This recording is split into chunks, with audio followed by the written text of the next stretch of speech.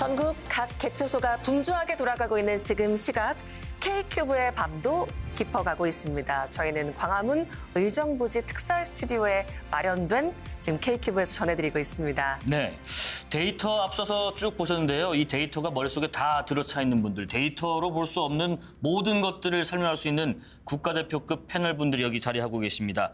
먼저 새로 오신 분들부터 소개해드리겠습니다. 변호사 출신이시죠? 더불어민주당 이소영 의원 자리하셨습니다. 어서 오십시오. 네, 반갑습니다. 반갑습니다. 자, 그리고 보수논객 대표죠. 중앙일보 김진 전 논설위원입니다. 어서 오십시오. 네, 안녕하세요. 네, 오늘 좋은 말씀 부탁드리고요. 그리고 계속해서 저희 자리 지켜주시는 분들 계십니다. 더불어민주당 김상욱 의원님 반갑습니다. 네, 계속 잘 부탁드립니다. 반갑습니다. 네, 김상욱입니다. 부탁드리겠습니다. 그리고 국민의힘 김재섭 의원도 계속 자리 함께해 주십니다. 감사합니다. 방송 처음 시작할 때부터 지금까지 쭉 저희와 함께해 주신 분도 계시죠? 박성민 정치 컨설턴트입니다. 어서 오십시오.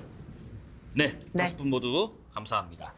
자, 그러면 첫 번째 질문을 한번 김재섭 의원께 좀 드려보겠습니다. 지금 앞서 지금 개표는 계속 이어지고 있고 출구조사 결과를 봤을 때 어디가 가장 좀 마음이 쓰렸을까 제가 좀 여쭤보고 싶은 부분이 특히 이제 전통적인 텃밭인 부울경이 있지 않습니까? 근데 지금 출구조사 결과에서 부울경 지역, 특히 경남이나 울산 같은 지역이 경합 내지는 조금 앞서는 것으로 민주당이 이재명 후보가 좀 나타나고 있습니다. 출구조사 결과에서요.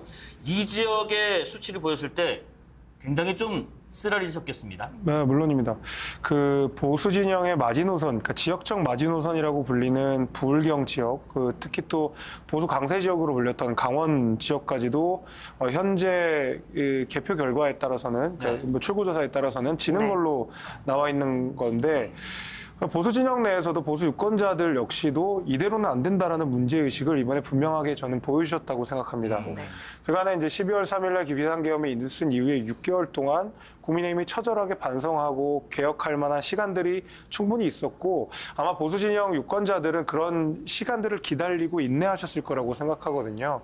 그러나 국민의힘이 그만큼의 개선된 모습을 보여주지 못했다라는 점이 아주 이 투표율과 이 득표율의 아주 여실히 드러났다고 생각합니다. 투표율까지. 그래서 저는 앞으로 이 유권자분들이 국민의힘에게 내주신 숙제는 분명하다. 이대로는 안 된다. 개혁해야 된다라는 숙제를 아주 뚜렷하게 이번에 시사하셨다고 저는 생각합니다. 네, 하지만 출구조사는 이제 경합으로 예측이 되는 거기 때문에 실제로 개표를 했을 때는 또 결과가 어떻게 될지 모른다는 점 또 말씀을 드리고요. 그렇습니다. 그러니까 이제 경남 계신 분들, PK 지역 분들이 이대로 안 된다 카이 뭐 이런 경고를 하셨다라는 말씀인 것 같아요. 자, 이소영 의원께도 여쭤보겠습니다. 지금 이재명 후보가 출구조사 결과에서는 앞서가는 상황인데 이번 대선의 또 다른 관전 포인트가 득표율 50% 과반이 되느냐 이런 부분이었는데 일단 뭐 출구조사 결과만으로 봤을 때는 과반이 되는 걸로 나옵니다. 어떤 의미를 주고 있다 생각하시고 또 그렇게 예상하셨는지도 궁금합니다. 사실 민주당에서는 이번 대선 결과 승리 여부도 중요하지만 이재명 후보가 50% 과반을 넘느냐 그리고 국민의힘 김문수 후보와 10%포인트 이상의 격차를 내느냐 이 두 가지를 굉장히 중요하게 봤습니다. 그 이유는 이번 대선이 아무래도 45년 만에 충격적인 계엄령 발령으로 인해서 대통령이 파면되고 그 파면의 결과로 치러지는 대선이기 때문에 단순한 한 표 차이로 누군가가 이기고 지고의 문제가 아니라 이 사태, 이 사건에 대한 평가, 국민적인 어떤 심판이 제대로 이루어져야지만 앞으로 그것이 영원히 역사에서 교훈이 될 거라고 생각하기 때문입니다. 그래서 그 부분을 굉장히 중요하게 생각하고 있었는데 현재까지 출구조사 결과로는 한 12.4% 정도 차이로 발표가 되어서 조금은 조심스럽게 안도하고 있는 상황이고요. 그러나 아직 개표 상황이 많이 진행되지 않았기 때문에 조금은 조심스러운 마음으로 지켜보고 있습니다. 당 분위기는 좀 어떤가요? 소통을 좀 하고 많이 하고 계실 텐데.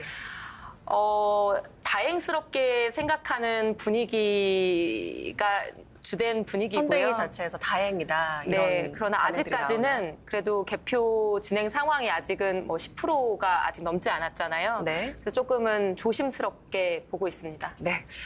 계속해서 김진 의원님께 좀 말씀을 여쭤보겠습니다. 지금 잠정 투표율이 79.4%. 그러니까 지난 대선보다 77%였으니까요. 사실은 꽤 높게 나타날 걸로 지금 집계가 되는데 그렇습니다.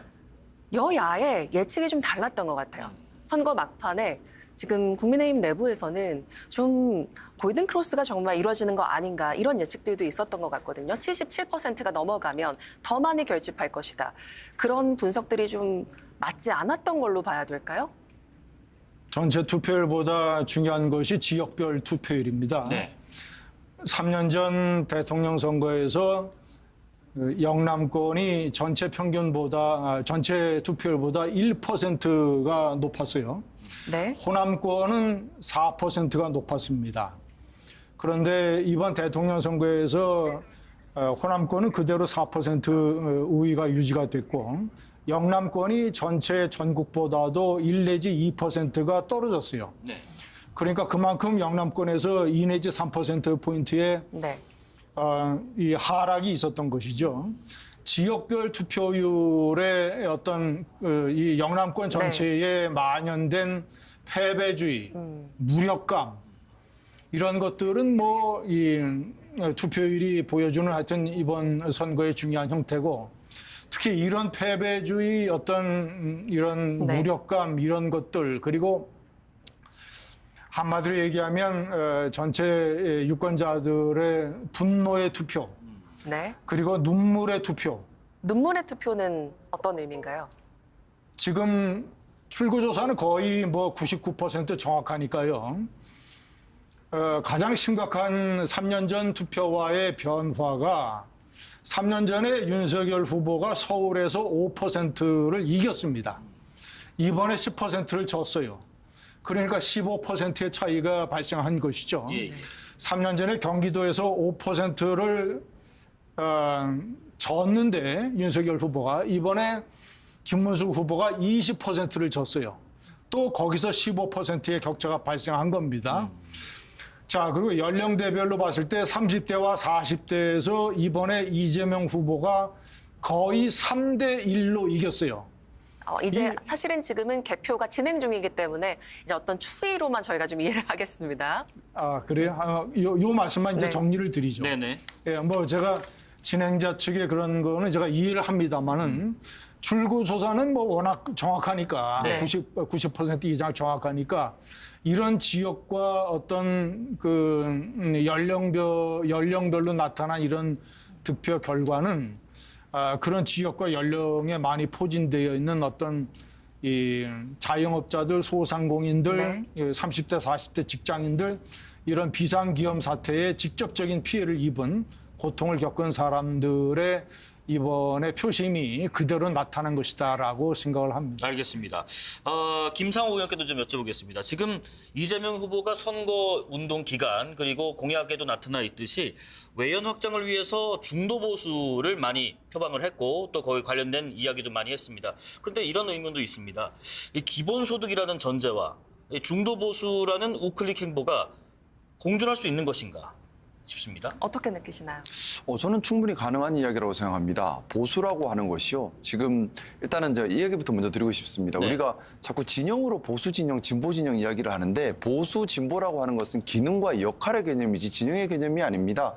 보수의 기능과 진보의 기능을 잘하는 것이 중요한 것이고요. 아마 이번에 표심에서 나타난 것도 기존의 보수 지지층 분들께서 누가 보수의 기능을 잘 하고 있는가를 인연이 기준으로 아니라 그러면 그치요. 기능을 말씀하시는 건가요? 진영으로 본다는 것 자체는 국민을 주인으로 보는 것이 아니라 국민을 도구로 보는 개념이에요. 국민을 주인으로 본다면 누가 보수의 기능, 누가 진보의 기능을 잘해서 국민을 잘 받드는가를 기준으로 해야 합니다. 그러면 보수의 기능이 무엇인가라는 것을 물음해야 될 텐데 보수의 기능이라고 하는 것이 그 사회의 원칙을 잘 지키는 겁니다. 우리 사회의 원칙, 헌법에 나타나 있죠. 민주주의입니다. 그리고 공정한 사회, 복지사회, 네. 시장 경제질서 이런 부분입니다.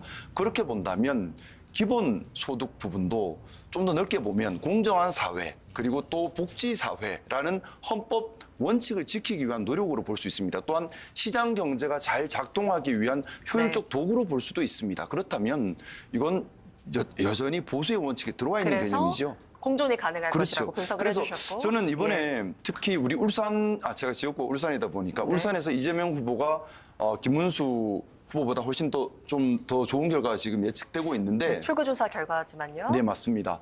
근데 우리 울산 같은 경우는 사실 친윤이라고 하는 의원님들도 많이 계신 지역이고 원래 강성 보수 지역인데도 이런 결과가 나온 것이 저는 생각하기로 우리 보수 지지층인 국민들께서 누가 더 보수의 기능에 충실한 역할을 약속했고 또 해왔는가를 기준으로 이번 선거 표심을 좀 결정하신 것이 아닌가라는 생각을 해봤고요. 알겠습니다. 네. 제가 아주 짧게 기본소득 관련해서 한 말씀만 덧붙여도 될까요? 네, 이재명 후보의 기본소득은 임기 중에 당장 하겠다라고 하는 계획이 전혀 아닙니다. 네. AI와 과학기술 발전에 따라서 일자리가 감소할 때 그 임금 경제를 무엇으로 대체할 거냐 하는 중장기적인 고민이라는 말씀 드리고요. 그리고 기본소득이라는 아이디어 자체가 원래 서구에서는 보수적 네. 경제학자들의 아이디어입니다. 네, 일단 하고 싶으신 말씀이 정말 많고 저희도 들어야 되는데 잠시 뒤에 다시 돌아와서 잠시 K큐브 뒤에. 이어가겠습니다. 네. 자, 역사가 묻고 미래가 답한다. 지금까지 광화문 의정부지 특설 세트에서 K큐브였습니다.